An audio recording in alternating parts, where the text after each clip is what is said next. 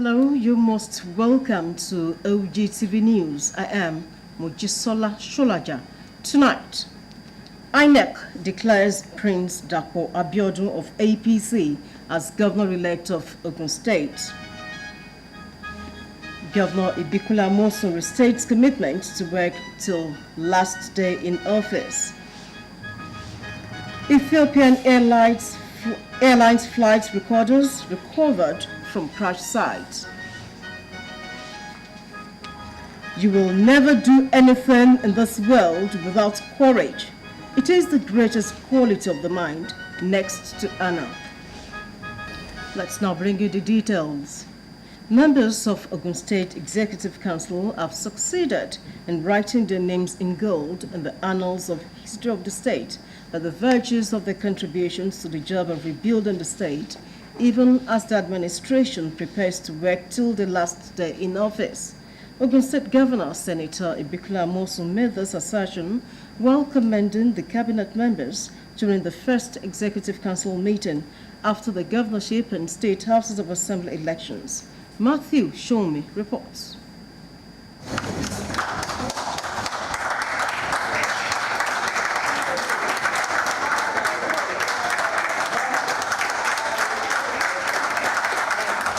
Ogun State Governor Senator Ibikola Amosun being welcomed to the first Executive Council meeting on the first working day of the week, having drawn the curtain on all political activities to concentrate on the task at hand after the governorship and state house of assembly elections. The elections have come and gone.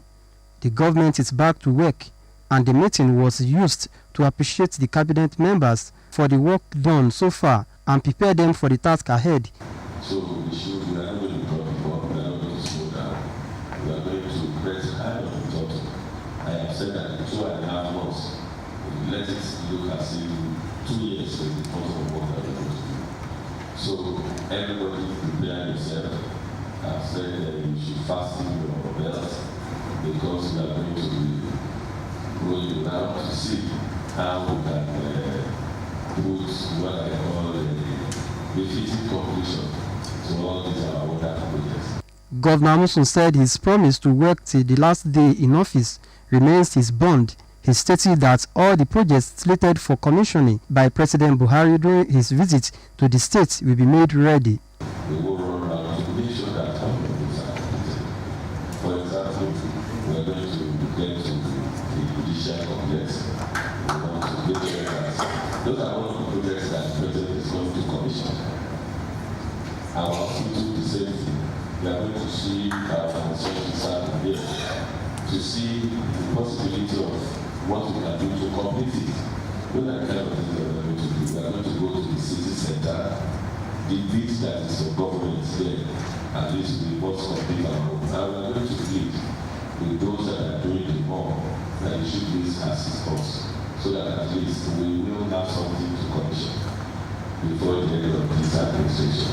There's clearly the anti-attack, all of those that are for government. We are going to run around day and night and go to the presence of the contractors to make sure that it is quickly sorted out and completed. The governor expressed his determination to see to the completion of the airport projects of the federal government even beyond his tenure by using his position in the Senate to push for it. The governor was appreciated by the Deputy Governor, Chief Mrs. Yetunde Ononuga, on behalf of all members of the ESCO. I want to thank you for your leadership role, for you are today an hero of our time. Somebody who has been so committed to the good people of the state. Somebody who has always believed in the team. The governor then led members of the ESCO on inspection of projects in the state capital. The inspection started from the concentric circle in the state secretariat, where major construction work is ongoing, then to the 250-bedded specialist hospital. Mentioning that Mr. President will be coming sometime in May, we believe maybe first week, or if you can push it to second week of May, so that we can have time to finish all the projects. I promise that I will not leave any abandoned projects. And I mean every sense of the word. And you've seen, we've walked around. Indeed, we were taking notes to say that how many projects do we have for Mr. President to commission. I think we have zeroed into about 20 projects now. And we believe that coming to commission 20 projects, of course, will be a icing on the cake. The governor was also at the ongoing digital studio in Ogtv. The one that clearly stands out is the judicial complex, which to the glory of God we have. Indeed, I think seeing is believing. We don't have the kind of judicial complex that we have. I make bold to say probably in sub-Saharan Africa. We can't wait, we have that. Of course, you've seen what we are doing with our 250 bed specialist hospital. Yes, it will be finished, it will be completed. We have paid for all the equipment, for all the medical gadgets that will be in there. So you've seen it. So we are going to invite our people to even have a taste of what we are doing, of what we have done before Mr. President come into commission. Of course, we've seen the Ogtv, you've seen what is there. We have something within the Secretariat complex, which we've tagged the concentric circles. You will see it. It is for our workforce, for the public and civil service. The city center, judicial complex, the remodeled old governor's office complex, and the other places were also visited.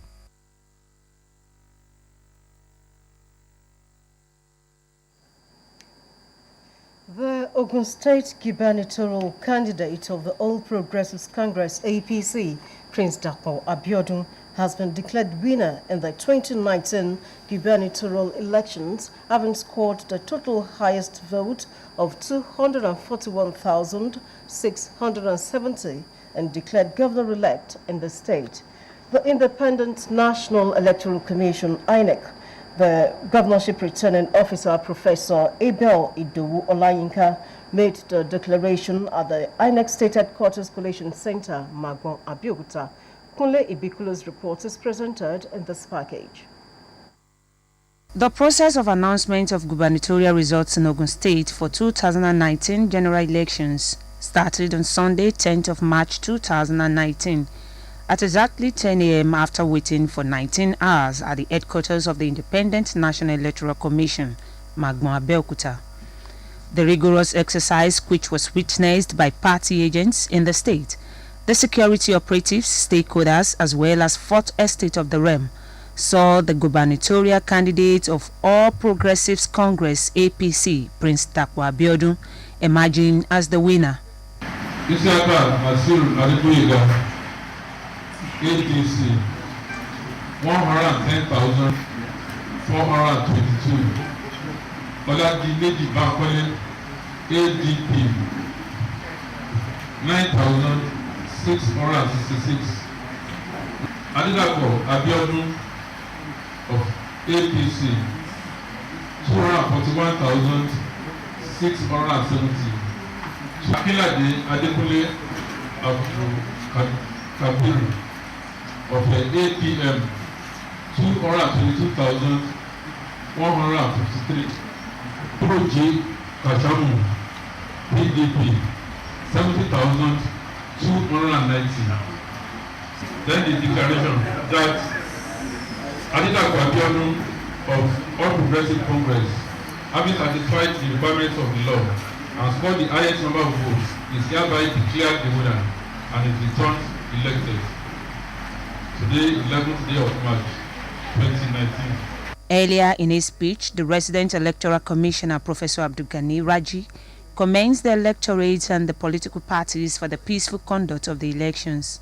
I was very, very proud of the entire people of Ogun State, because contrary to expectation, everything was calm until around 2-3 p.m. when sorting and counting started. Generally, the election was very, very peaceful.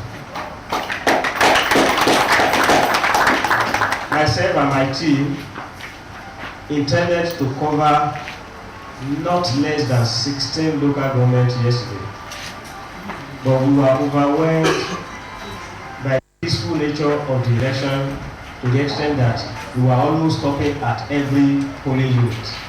after signing the result sheets by the state returning officer and the party agents. The score sheets were later handed over to various party agents for record purposes. Residents of Ogun State have been assured of tremendous turnaround in both human and capital development, with inclusion of public-private partnership for good governance and people's participation. Ogun State Governor-elect Prince Dapo Abiodun stated this during his maiden address to journalists after he was declared winner in the just concluded gubernatorial election in the state. The press conference took place at his country home, Iperu, Remo. Peter Falomo reports. Basking in the euphoria of victory in the just concluded gubernatorial election in Ogun State, scores of All Progressives Congress Party faithful continue to celebrate with the governor-elect Prince Adedapo Abiodun at his residence in Iperu Remo. In his address to journalists, Prince Dapo Abiodun appreciates the people of Ogun State for their trust and belief in him. The governor-elect speaks on what the people should expect from his administration. The development of Ogun State is a collective duty of all.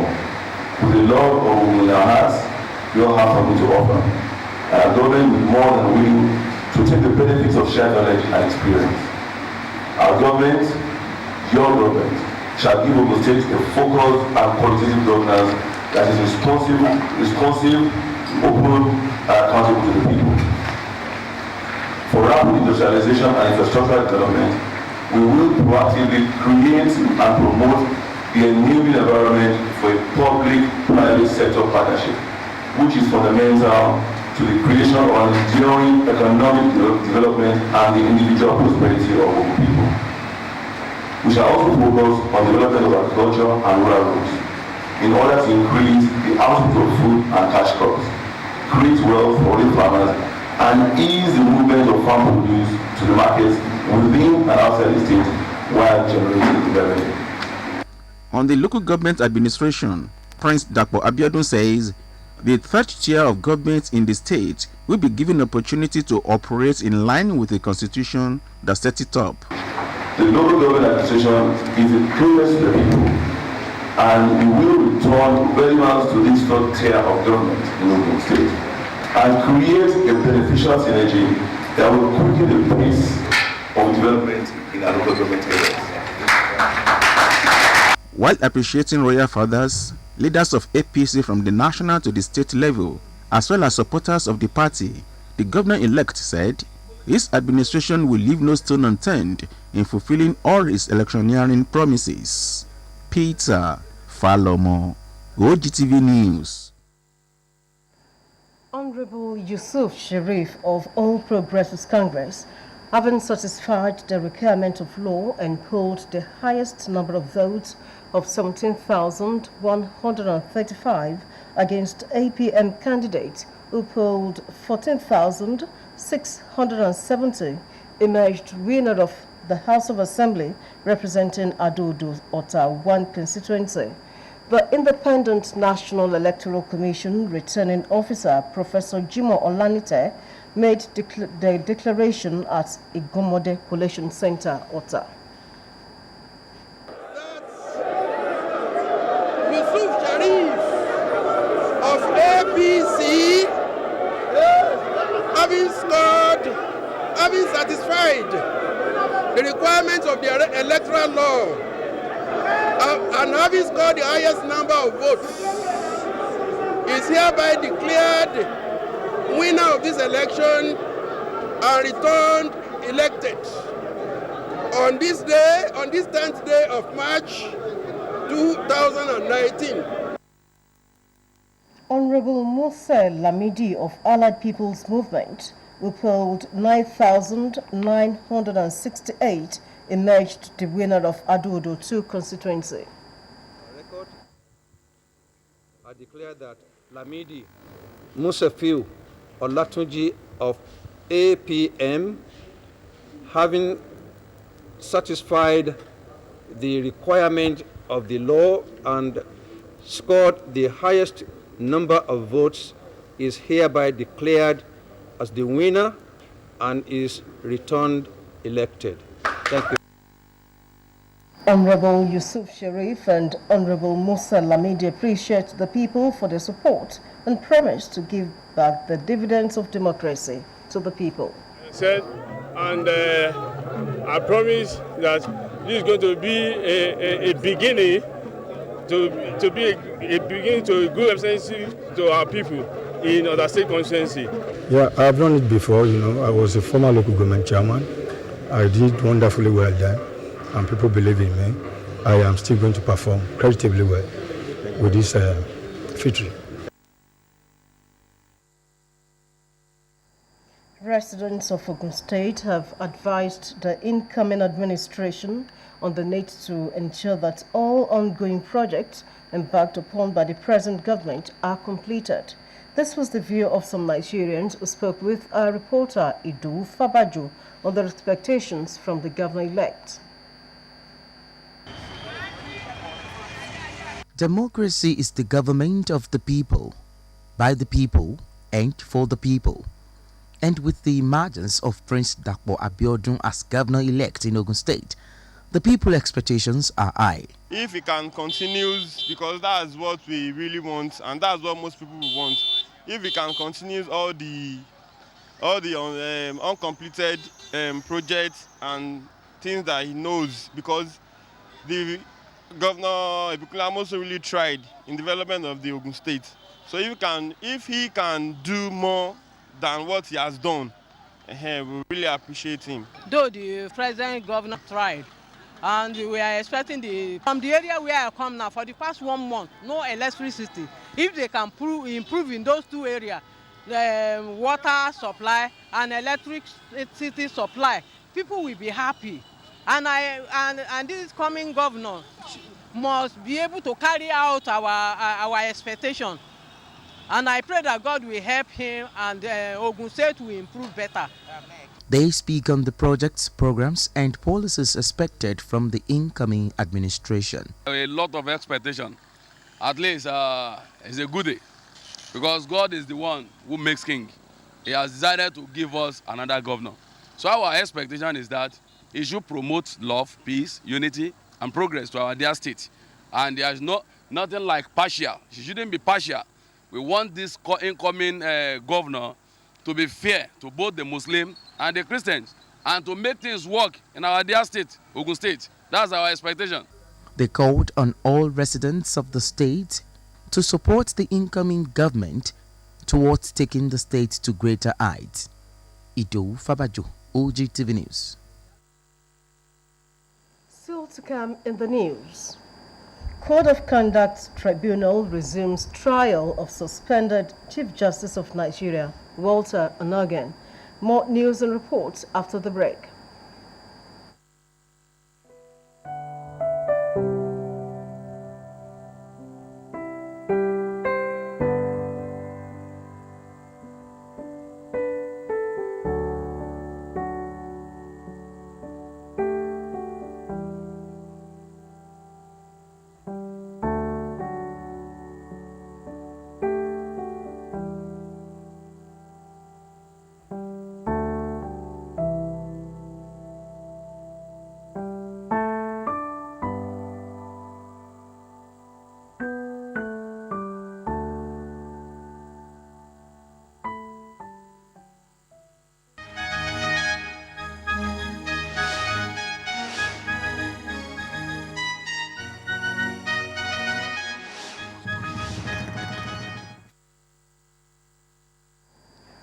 Welcome back. If you're just joining us, this is Ogtv News.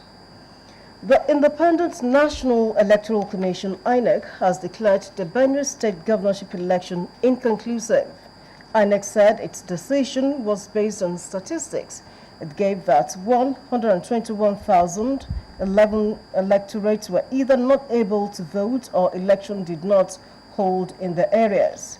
Making the declaration, the state returning officer, Sebastian Maikako, however, announced that Samuel Otam of the PDP scored the highest number of votes. It was closely followed by Emmanuel Jime of the APC, who polled a total number of 329,022 votes. The Taraba state government has imposed a dusk to dawn curfew on Jalingo, the state capital. In a statement issued, the Chief Press Secretary, Hassan Yawa, said the curfew will take effect from today, March 11, 2019, until further notice. According to the statement, it is expected to run from 6 p.m. to 6 a.m. daily. However, some INEC officials, key agents of political parties, and observers involved in the collation of election and the collation of election results are exempted. The state governor, Darius Dixon Ishaku, has therefore enjoined the people of the state to remain law-abiding. He also called on security agencies to ensure strict compliance. The Nigerian Army has again clarified that its role in the 2019 general elections is purely assisting the civil authority and the police in providing security for the conduct of the polls. Colonel Sagir Musa, the Army spokesman, stated this in a statement while reacting to a report alleging that the United Kingdom has expressed concern over military involvement in Rivers State during the elections. Musa said the accusation was totally baseless, untrue, and therefore capable of misleading unsuspected members of the public. He maintained that there was no credible record of the Army's involvement in election anywhere in the country before, during, and after the exercise. Away from politics, the federal government says there is no going back on the April 29 date for the integration of the national identity number with the new passport. The Controller General, Nigerian Immigration Service, Mr. Muhammad Babandide, made this known when he paid a courtesy visit to the Director General, National Identity Management Commission, Engineer Aliyu Aziz. The Nigeria Immigration Service has postponed the issuance of the new passport from March 4 to April 29. The Controller General said that the postponement was to enable the service integrate the new passport with the national identity number. Babandide explained that the postponement was to ensure that every Nigerian, whether resident in the country or abroad, must have the national identity number before getting the new 10-year improved e-passport. The Director General of the Commission, Aliyu Aziz, assured Nigerians that the procedure for the enrollment of the national identity number was easy, urging them to utilize the opportunity. He said the collaboration between the Commission and the Nigerian Immigration Service will be enhanced. Illiteracy, unemployment, poverty, and greed, among others, have been identified as major causes of human trafficking and kidnapping in Nigeria.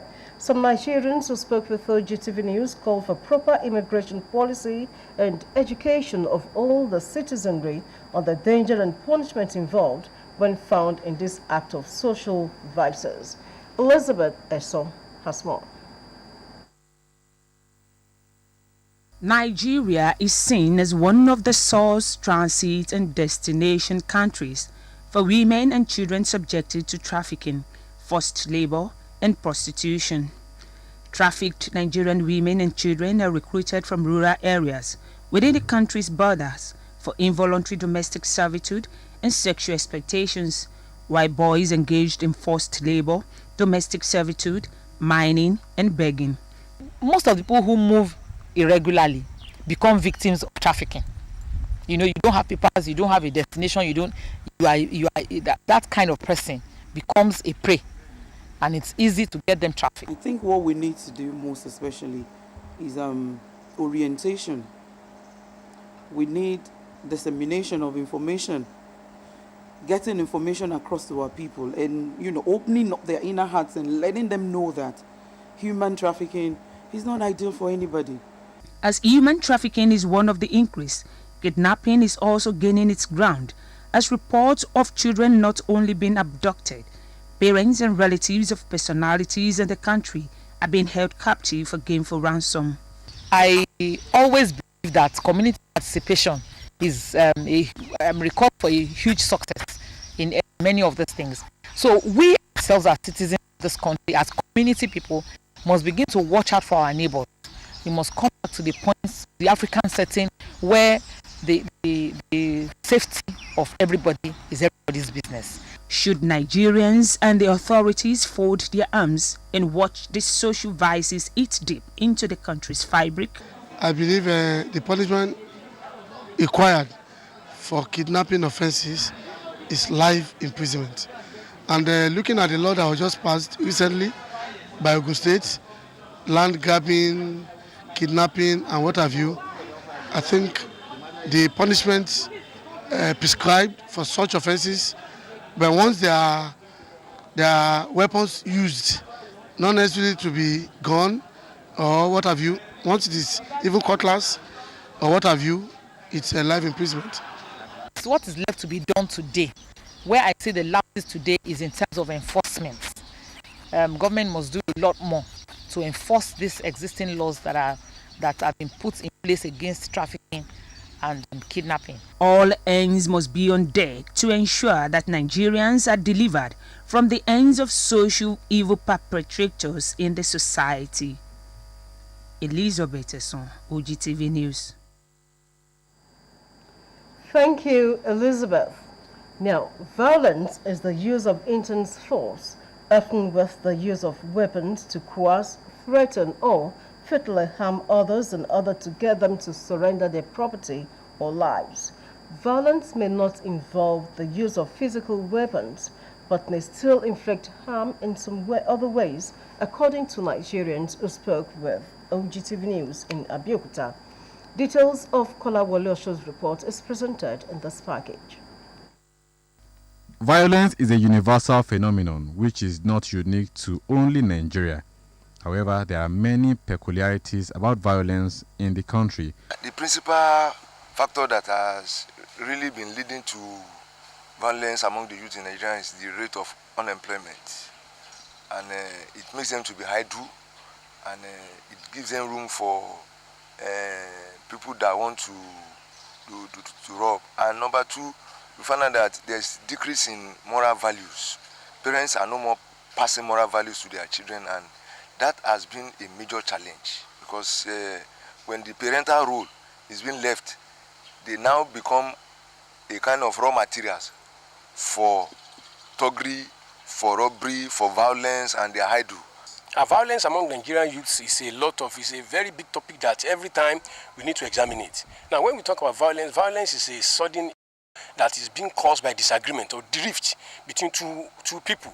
Now, when we talk about violence among Nigerian youth, it happens right from even from the primary school to the university level.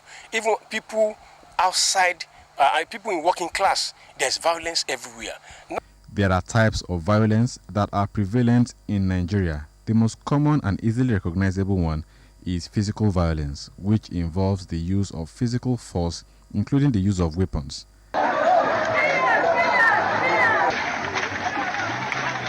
The most devastating consequences of violent action, according to Nigerians, are extensive property damage.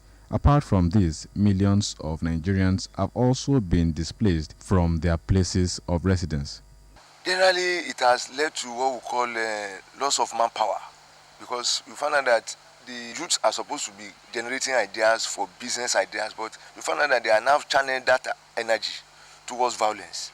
And now find out that Nigeria is losing much, because when somebody is supposed to be on the laptop and generating ideas that will make life better for other Nigerians and be generating business, they are rather outside there, they are fighting, they are going for thuggery, they are going for gun running, and you find out that at the end of the day, then the nation is losing their ideas. But at it being they are occupied and they are doing that, you find out that they will be able to take over from the next generation. But with the situation of things now, we are on the other side, presently as at now. It has a lot of effect. It has negative effect if it's not being properly managed. But if violence action erupted now, and you are saying no, the other person is saying no, then before you know what is happening, souls can be lost. And there are only two places that violent action will lead to. It's either it leads to police station or it leads to hospital. So my advice is that when there's a violence reaction, we just need to sit down and manage it. They are of the opinion that government has to address the underlying causes of violence in the country. Pentecostal Sanctuary Bible Ministries Worldwide is 23, commemorating the anniversary and its 17th annual convention with a press conference. The General Overseer, Prophet Sunday Inyuade, advised Nigerians to be fruitful in all sectors of the economy, patriotic to the development of the nation, and prayerful at all times. The major charge took place at the ministry's headquarters in Ijebu-Ode. Charity James reports.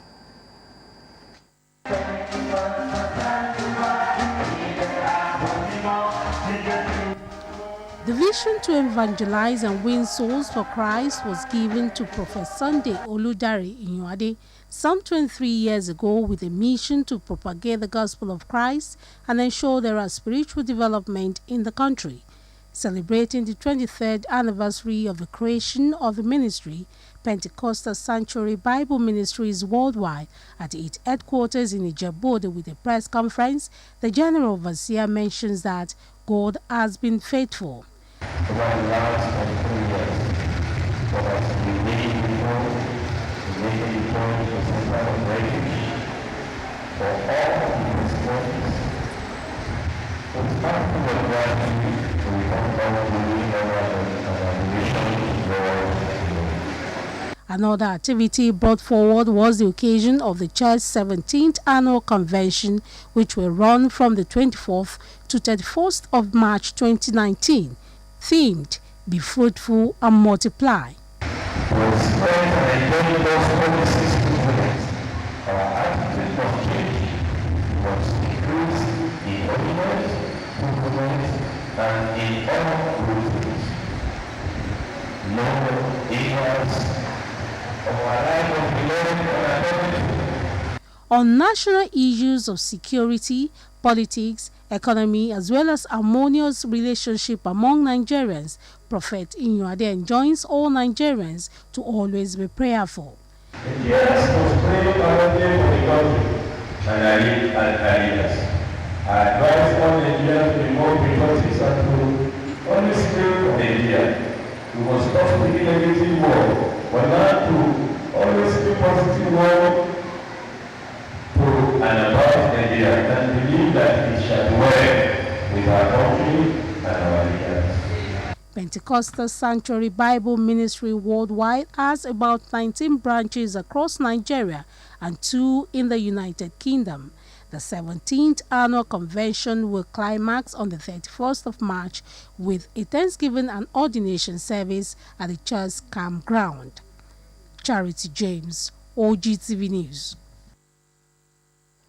The computer-based promotion examination for officers on grade levels 6 to 10 in Ogun State Teaching Service Commission is scheduled to hold between Tuesday 12th March and Thursday 14th March 2019 has been postponed. A release signed by the Chairman, Teaching Service Commission, Chief Mrs. Olaposipo Ogunso, says a new date will be communicated to the set of teaching and non-teaching staff who are yet to sit for the examination in due course. The Code of Conduct Tribunal, CCT, has resumed the trial of the suspended Chief Justice of Nigeria, Walter Onnoghen. Justice Onnoghen, however, appeared in court today alongside the parties in the suit. The Defense Counsel said there are about 5 applications. The first filed on January 14, 2019, and the second on February 4, 2019. He asked the tribunal to strike out the charge and prayed for an adjournment to allow the NJC to decide on the issues before the CJN can be tried. Retirement and 60th